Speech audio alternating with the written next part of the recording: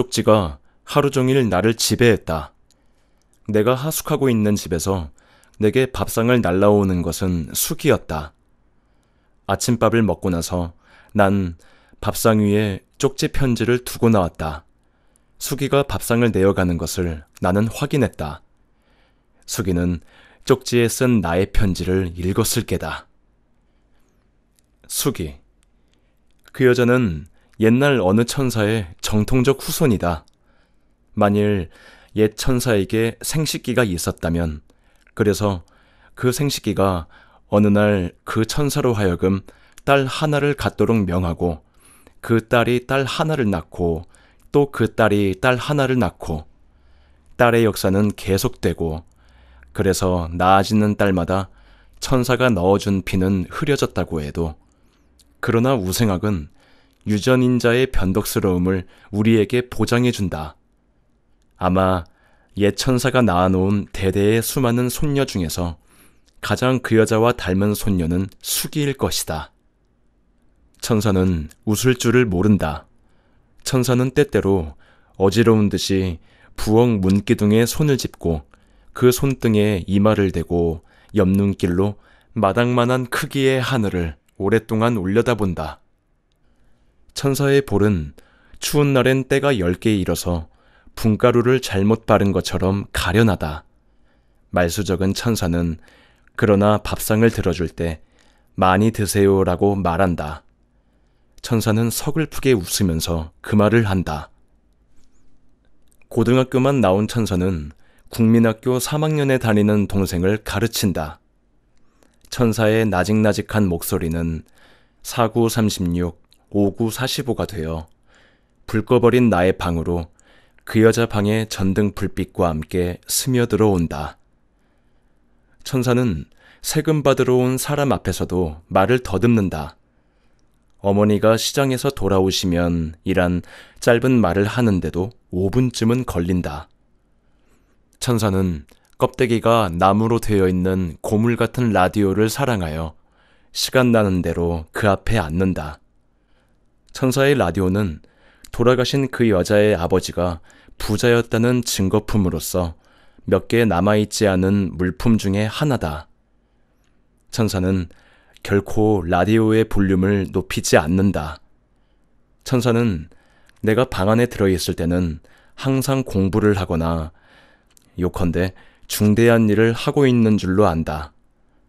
천사는 내가 방 안에서 소설책이나 읽고 벽에 낙서나 하고 팬티에 고무줄 밑으로 손이나 넣고 누워있는 줄은 상상도 하지 않는다. 천사는 내가 신문사에 취직하여 처음으로 출근하는 날 새벽 4시부터 부엌에 나와 달그락거리며 밥을 짓는다. 천사는 처음 출근한다는 기쁨 때문에 역시 새벽 4시에 잠이 깨어있는 나를 아직도 자고 있는 줄로 알고 김치가 있는 장독대로 가기 위해서 내 방 앞을 지날 때 발소리를 죽여 조심조심 걷는다.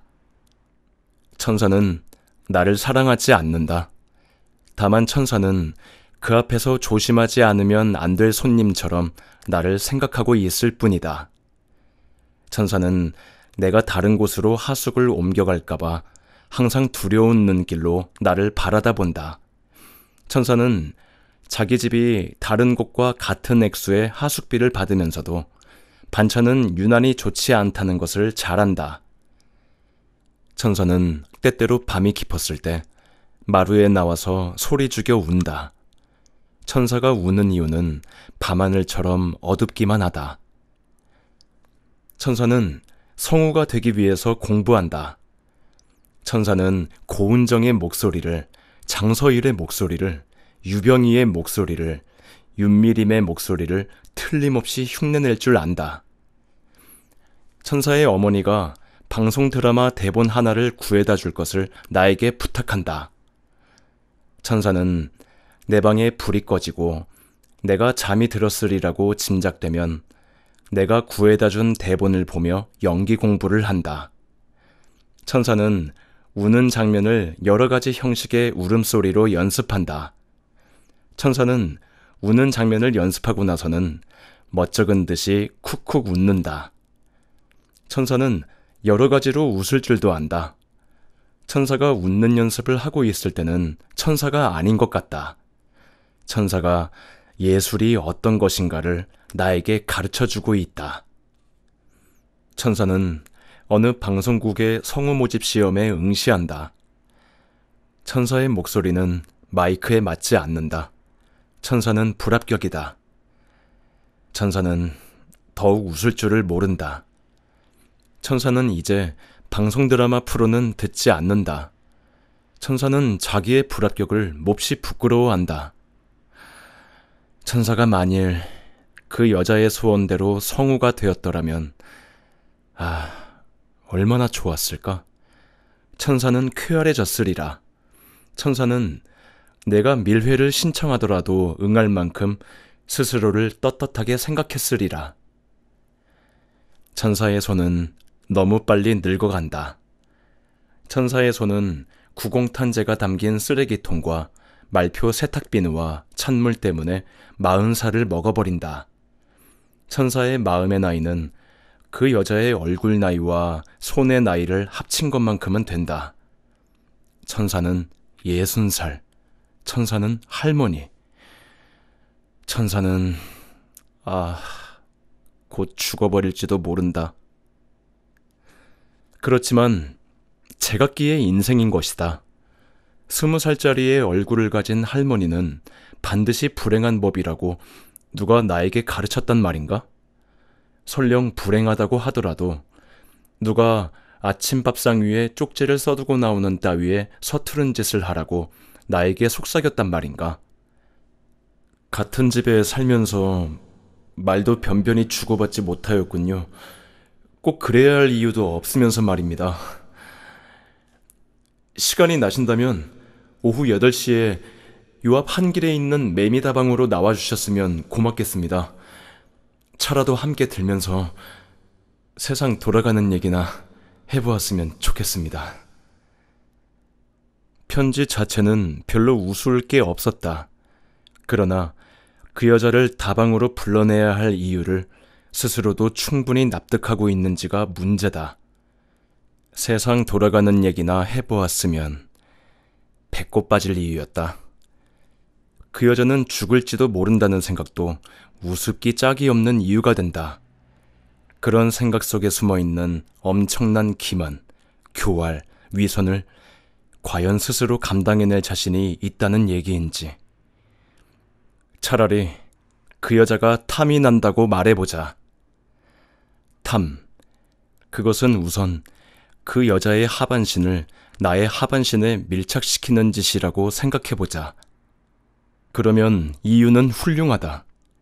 그러나 그것만으로써 끝나버린 상태는 상상할 수가 없었다. 탐의 대상도 선택되어진 것이니까 라고 생각하면 그 탐 속으로 자기를 무작정 몰아넣을 수는 있다.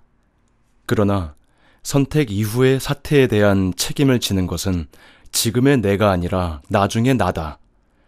책임지기가 싫어진다면 혹시 모르지만 만일 책임지고 싶어지고 그런데 그건 잘 안 되고 할 때는 나중에 나로 하여금 갈팡질팡하도록 일을 만들어 놓는다는 건 그녀에게 미안스러운 일이다.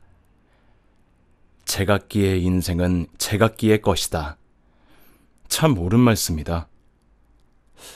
왜 쪽지 편지를 썼던가? 혹시 난 한 인생과 다른 인생이 접합점을 가졌을 땐 이 인생도 저 인생도 동시에 좋은 방향으로 달라지리라고 상상하고 있었던 것일까? 여자.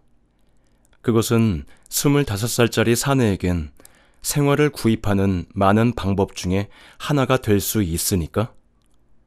천사 같은 여자. 그것은 나의 종교 노릇을 할지도 모르니까? 하반신을 밀착시키고 싶다는 탐이 거짓된 이유인가? 그 여자는 죽을지도 모른다는 추측이 거짓된 이유인가? 그러나 그런 것을 생각하기에는 너무 이른지도 몰랐다.